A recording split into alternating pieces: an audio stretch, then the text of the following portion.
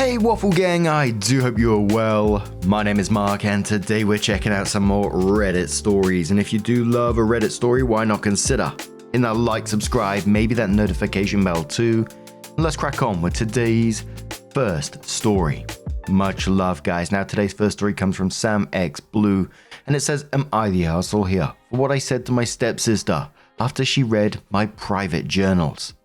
Hey, I made this account just for this cause because I'm always seeing these posts and I really don't want to ask this on Twitter or Instagram where my close friends could see. It's embarrassing to me. So, my mum died 5 years ago when I was 12. My dad remarried about 3 years ago. His new wife Stacy came with a daughter who's now 12. I'm 17. Stacy looks like she tried to be a model in a small town catalog once and never got over it. She's loud, but honestly, I just stay out of her way. I don't have a close relationship with her daughter either because she's basically her mini-me. As for my dad, he's always been a keep the peace kind of guy. Even when my mum was alive, he just hates any kind of confrontation, so he lets people walk all over him. Which means he lets Stacy and her daughter do whatever the fuck they want. So yeah, we don't feel like a family at all. Anyway, after my mum died I started journaling. It's the one thing that helped. At first, I was just writing letters to her, telling her about school and how much I missed her. That was just where I put everything. How much I can't stand Stacy, dumb shit happening at school, the fact that I have a massive crush on this girl in my chem class. They're literally my brain on paper. I keep them in my desk drawer, never out in the open. So, I got home around 3 days ago, and I hear laughing coming from my room. I open the door and my stepsister and her friend are on my floor with my journals spread out around them.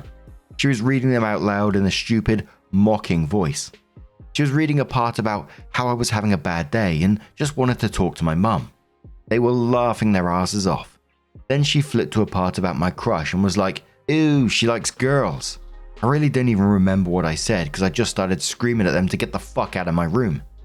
My dad and Stacy ran in because her friend started screaming. Literally, she was too loud acting as if I was going to kill them or something. And my stepsister immediately started crying, saying they were just joking and that I was being crazy. My dad tells me I'm overreacting and that she's just a kid and didn't mean any harm, but I'm basically an adult and stuff. Literally before I could even explain myself, he'd already took her side. Then he told me I shouldn't have left my journals where she could find them. I was so pissed. I looked at him and said something like, of course you'd say that. You haven't given a shit about me or mum since they moved in. Then I turned to my stepsister and said, don't ever talk to me again. You're so fucking weird and disgusting. Stacy gasped and dragged her sobbing daughter out the room. My dad just looked at me with his disappointed face and walked out. It's been dead silent in the house ever since. They're all acting like I'm this huge monster who needs to apologize and kind of give me the cold shoulder. I know what I said was mean, but I feel like she crossed a line that you can't come back from. Am I the arsehole here? A simple case of actions having consequences once again. Of course you shouted at him. She's receiving consequences nowhere else in this house by the sounds of it, so you having a little pop at her isn't going to do any harm, might put her in her place and might make her think in the future. Probably not, but the bigger issue is your dad here, right? With his victim blaming nonsense. Blaming you for leaving your journals where she could find them, which was in your own desk drawer in your own room. Takes the piss. And I can already see it now. He's pushing his daughter away, and soon as she turns 18, she's going to walk out. Or at the minimum, have very little to do with her dad. Then he'll be all shocked by this and may end up turning to Reddit and we have a story there. The dad needs a serious wake-up call before he loses his daughter, but it may already be too late for that. Hope he was talking about the daughter crossing a line that she can't come back from. Has the dad done this as well? But a commenter says, not the arsehole. Your dad is your only parent left. And if he's not going to stick up for you, you don't have any choice but to do it yourself. Is what you said a little mean? Yeah. Will it get your point across? Also yes. Therapy could help you guys as a family, but everyone has to want to participate. Commenter says, I'm sorry you had to experience that. Not the arsehole in my book. Stepsister had no business reading your journals or sharing them with a stranger. Your family has no apparent understanding of privacy or respect for boundaries. Tell your father you want family counseling and respect for your personal boundaries. If he doesn't agree, perhaps you can talk to a school counselor. You have less than a year before you're an adult and can legally move out. So start collecting important documents like birth certificate, social security card, and any other documents to take with you that might help you with school or employment. Do you have any grandparents or maternal relatives that you can reach out to? If so, you may be able to store your private things with them to keep safe. Another commenter says go to your nearest hardware store and get a lock for your room. If you're not allowed, get a chest or a lock for your wardrobe and keep your journals in there.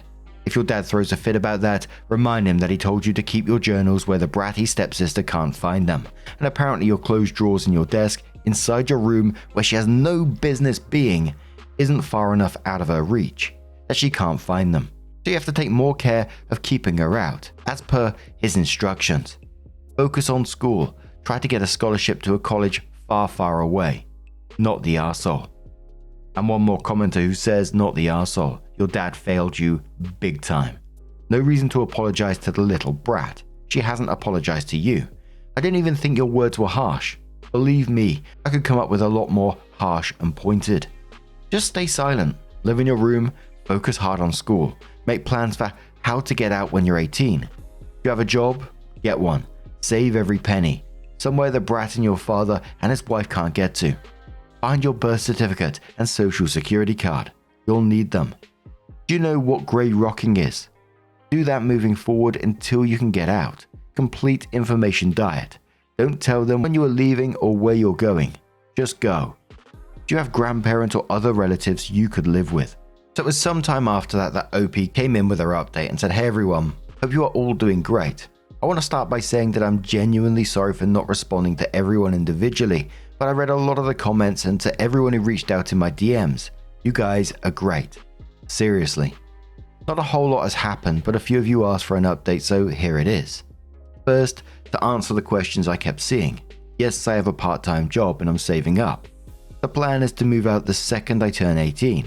And no, my dad isn't homophobic. He was actually really supportive when I came out a few years ago.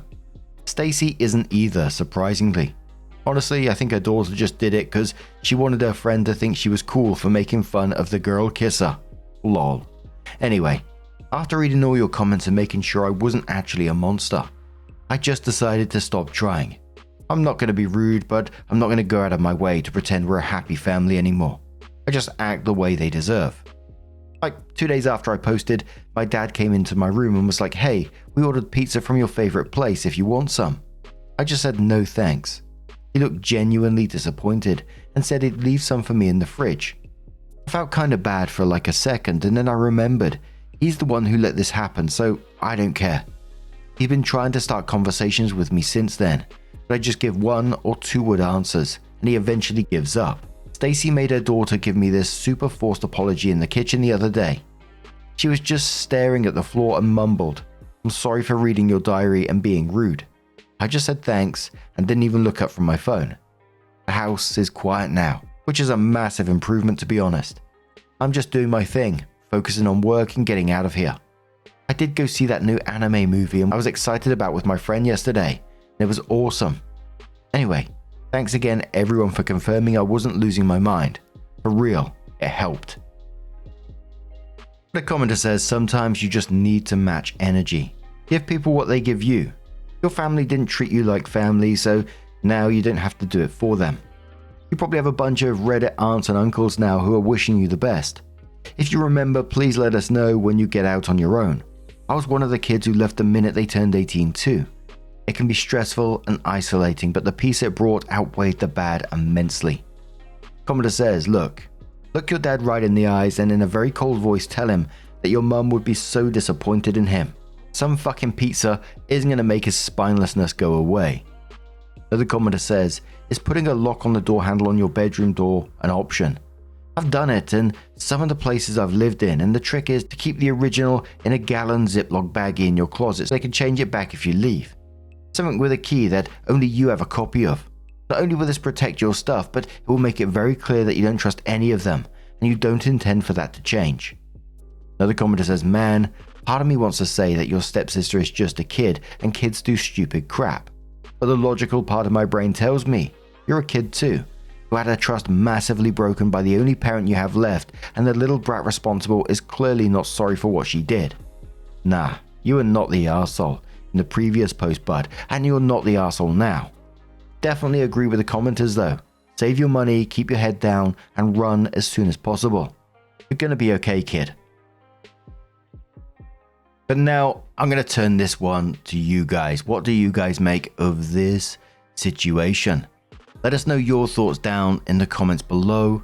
Let's move on to another story. Now, our next story comes from a throwaway account and says, would I be the arsehole if I broke up with my female 25 boyfriend, male 27, because he's not over his ex? Hey Reddit, throwaway account. So I'm kinda nervous posting this, lol. Me and my friends are obsessed with the stories on here, and we always joke about starting a podcast where we read them out. About a month ago, I actually wrote this whole thing about my boyfriend, but I didn't post because I got too anxious and low-key and didn't want to hear the answers. But now things have gotten way worse, and I really wish I had posted.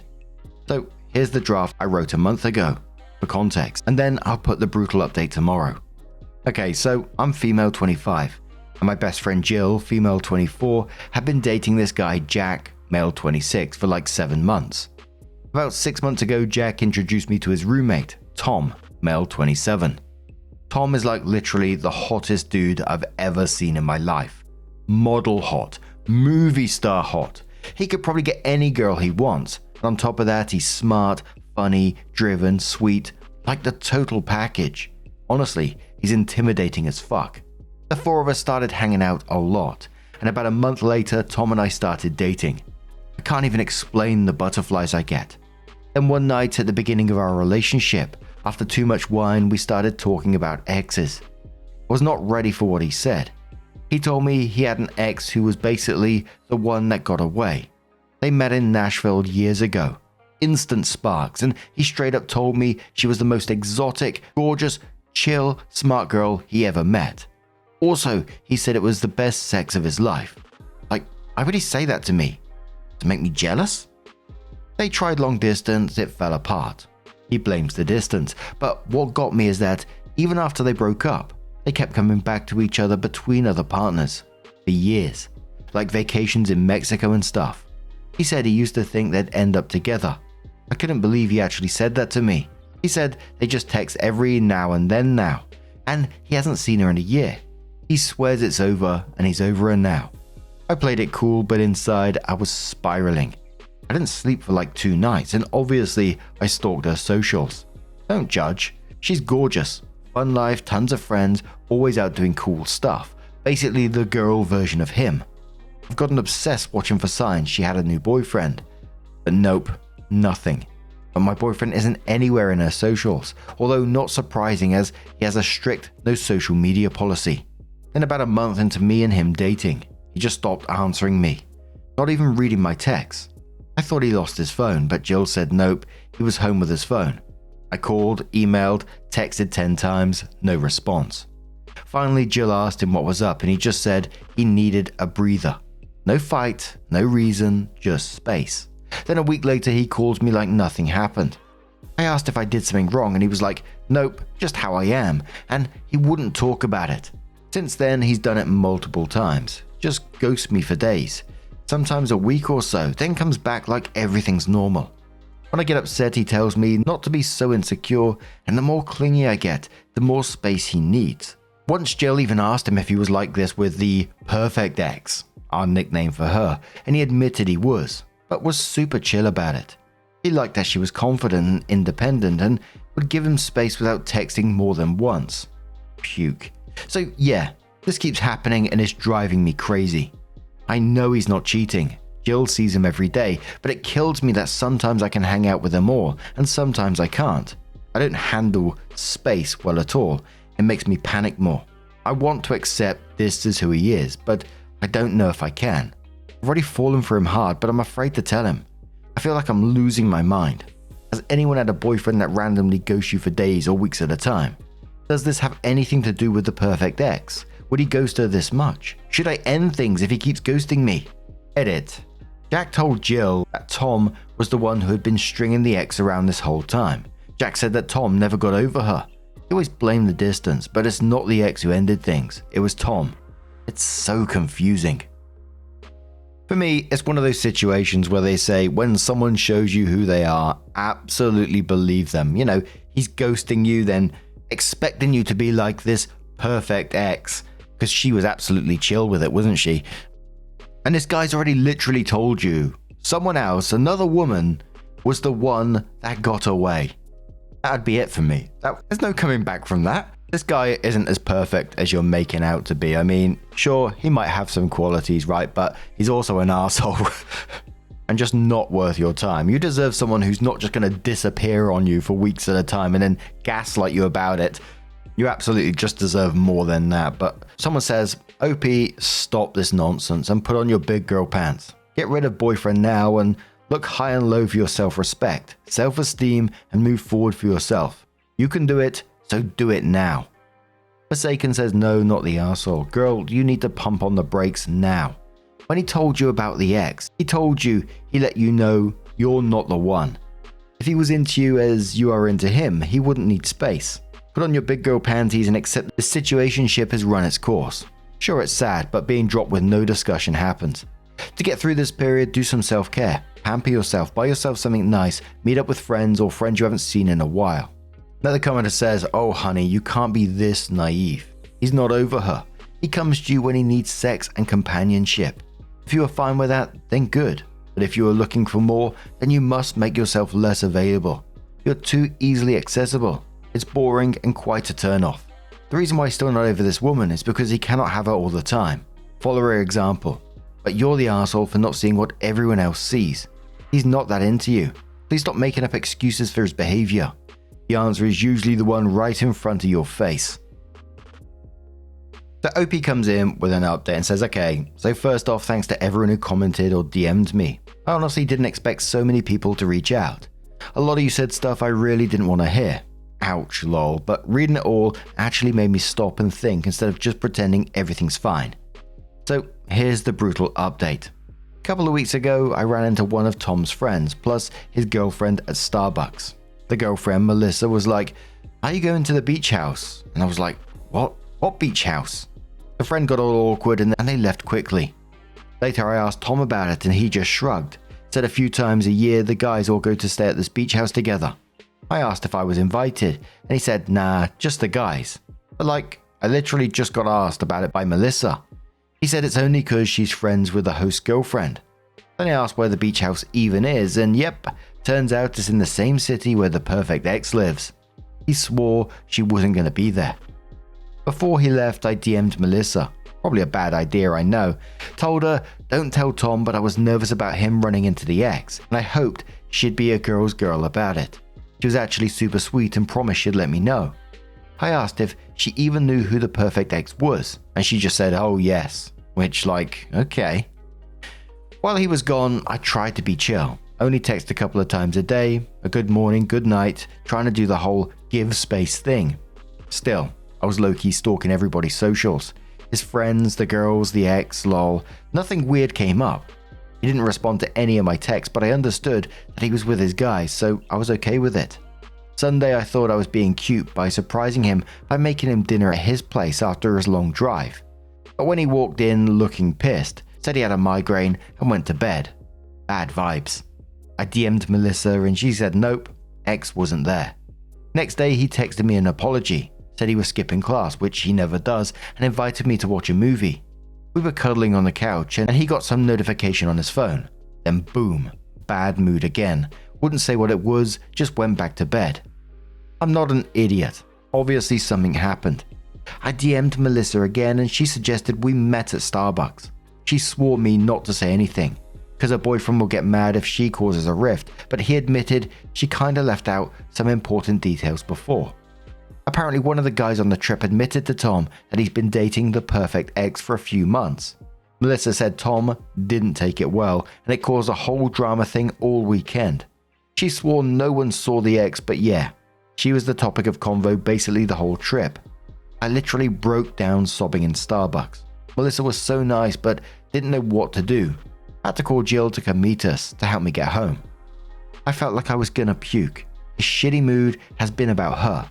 Melissa even told me Tom plus the ex had this super messy history where he wanted her but would panic pull away from her. Then when they weren't together, he compared everyone else to her. So yeah, I've read all your comments. I know I'm more into him than he is into me. But when it's good, it's so good. And I don't know how to just throw that away. Part of me thinks that maybe now the ex has moved on, he'll finally get over it too. Like if he's going to move on with someone, why not me? I don't know. Half the time I feel like a fool for waiting around for him. The other half I may be like, if I stay patient and show him I'm independent and chill, he'll realize I'm the right one. Ugh. Jill wants me to talk to him, but I know he won't want to. I think maybe I just wait this one out while he heals. I don't know what to do. Opie adds another update in the same post and says, I'm not doing a fresh post, I don't have the energy for that. So before people come at me again, we broke up. He said he needs time to deal with his friends going behind his back and figure stuff out. I was honestly wrecked last night, cried like all night. Today, I feel calmer. Reading the ex's post stung so bad and I know I lashed out. I said some rude things about her I shouldn't have. I deleted those comments. This morning I actually messaged her and weirdly it helped. We ended up talking and kind of apologized to each other. She said she'd delete the mean stuff she wrote too. She told me I reminded her of how she was in the beginning with Tom, and that we're not enemies, we're actually on the same side. She explained the whole avoidant thing to me, and that I can't fix him, he's got to do that himself. She said he's not a jerk, just kinda messed up, but if I keep going back it will just hurt more. We agreed no more bashing each other or Tom. She said now we move forward with grace. I like that. She said Jill should hang out at my place so I won't have to see him, and about how hot and cold people create this weird dopamine loop, and that's why it feels addictive. So that's why I feel being stuck on him.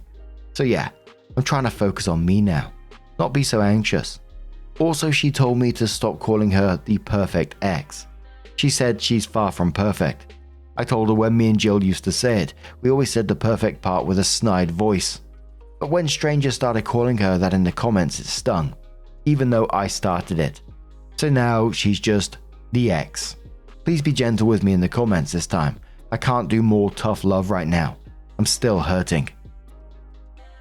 And the majority of the comments after this one saying, OP, you just need to step away from this. That you are absolutely worth more than this. And, you know, I just got to agree with it. It's really not worth it. But what do you guys make of this situation? Let us know your thoughts down in the comments below. And just a little bit of waffle so you can skip over this if you want to hear me go on, because I know I talk a lot of shit all the time. But just a huge thank you yesterday. I mentioned that in yesterday's video, I mentioned that I've started doing some therapy, talking about my childhood and the bullying and stuff like that. I mean, it was an introductory session, so didn't cover a whole lot, just sort of glossed over each of the points really. But even in that first session for me, it cleared my mind quite a lot, and I'm looking forward to the next one. So just a huge thank you for being supportive in that as well. That wonderful comments. But within that, I also mentioned that talking to the therapist about the Hoover story, and there was a lot of comments saying, oh, can I tell it again because they can't find the video with it in. To be honest, I looked and I can't find it myself. There's thousands of stories we've read on here now. So I'm just going to briefly tell it you again. Absolutely, please skip it. This will be the end of the video anyway for you. So if you don't want to hear it, please just skip. So when I was younger, I lived on a council estate. There was lots of wonderful and weird characters.